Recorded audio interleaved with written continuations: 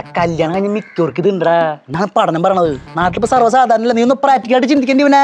നിനക്കത് പറയാം, സ്വന്തം ഭാര്യയ്ക്ക് വരുമ്പോഴേ എന്റെ വിഷമം അറിയുള്ളൂ. എനിക്ക് പറയാനില്ല ഞാൻ.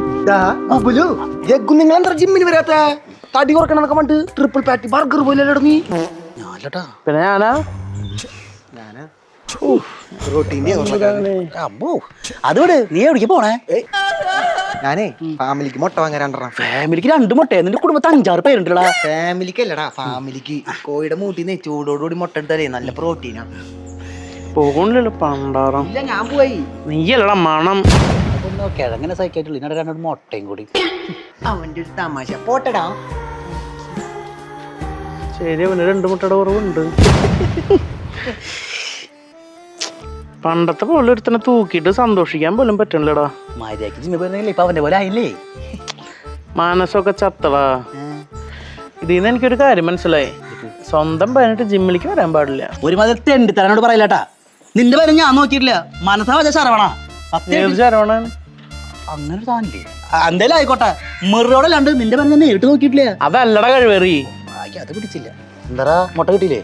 മുട്ട ഇട്ടിട്ടില്ല രഘുവേട്ടൻ. രഘുവേട്ടനാ കോഴിയുടെ പേരടാ. എടാ നിനക്ക് ജിമ്മ പാർട്ണറില്ലല്ലോ. നീ എന്നെ പാർട്ണറാക്കടാ. നിന്റെ പാർട്ട്ണറുടെ ഗുബുലു അവനെ കൊണ്ട് പോക്കോടെ. അവന്റെ മനസ്സാകെ ചത്തിരിക്കുക. എന്തിട്ട് പറ്റിയടാ? ഒരു കാര്യം പറയാം, ഒരിക്കലും ഭാര്യനെ കൊണ്ട് ജിമ്മിന് പോകരുത്. നീ എന്നെ എല്ലായിടത്തും പറയണക്കണേ. നീ ഈ മസാലയൊക്കെ തേച്ച് പറഞ്ഞ കാട്ടി നല്ലതുള്ളത് ഞാൻ പറയല്ലേ. നീ പറഞ്ഞോടാ ഗുബുലു. ഒന്നുമില്ലടാപ്പാ, ഭാര്യയുടെ ഫ്രണ്ടേ ചെസ്റ്റിന് ബെഞ്ച് പ്രസ് അടിക്കായിരുന്നു. ഒരു മാനസിക പരിഗണന, ഞാൻ സപ്പോർട്ടിന് ചെന്നു. എടാ ഇവൾക്ക് പറ്റണത് എടുത്താ പോരെ, ഇത് വെയിറ്റ് തങ്ങണ്ട് ബാറിനെത്തിക്കാൻ വേണം. കണ്ട ഡംബിളിന്റെ ബിമ്പിളിന്റെ കൈവട്ടേക്കണേ. അവളാണ് ഇത് പൊക്കണമില്ല, എനിക്കാണെ പൊങ്ങണമില്ല. എന്നിട്ട് പൊക്കി. ചേട്ടൻ പൊക്കിയാ? അവന്റെ മന്നൊക്കെ അതിനിടയ്ക്ക് എന്റെ കൈ കട്ടിയ സ്ഥലം തരണ്ടേ തണ്ടി. അവന്റെ ഭാര്യ പൊക്കിന്ന്. ചേച്ചി സഹായിച്ചപ്പോ അതല്ല ഈ സംഭവം പൊക്കിന്ന്. ഈ സംഭവത്തിന് ശേഷം ഇവൾക്ക് എന്നെ ഭയങ്കര സംശയ. ഇവളെ കീറ്റി കേട്ടിട്ട് അവസാനം ഞാൻ ഇവിടെ ഗണേശന്റെ ലൈൻ പിടിച്ചു. ഞാൻ പറഞ്ഞു ഇൻട്രി എനിക്ക് 5000 പ്രണയുണ്ട് എന്ന് പറഞ്ഞു. സത്യം ചേട്ടാ 5000 പ്രണയുണ്ട്? 5000 ഈ കോപ്പന വെറുതെ തള്ളി മറക്കണ്ടേ.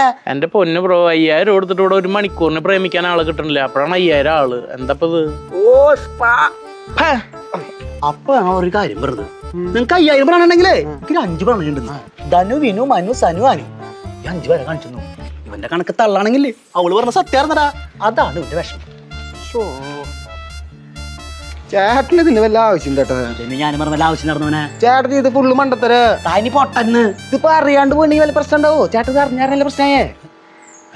സത്യഷ്ടാ, എന്നാ അറിയണ്ടിയിരുന്നില്ല. ഞാൻ അടുത്ത് ചോദിക്കാൻ പാടില്ലായിരുന്നു. അറിഞ്ഞതിന് മുന്നേ എന്ത് സുഖമായിരുന്നു. ബെസ്റ്റ് പൊട്ടൻ.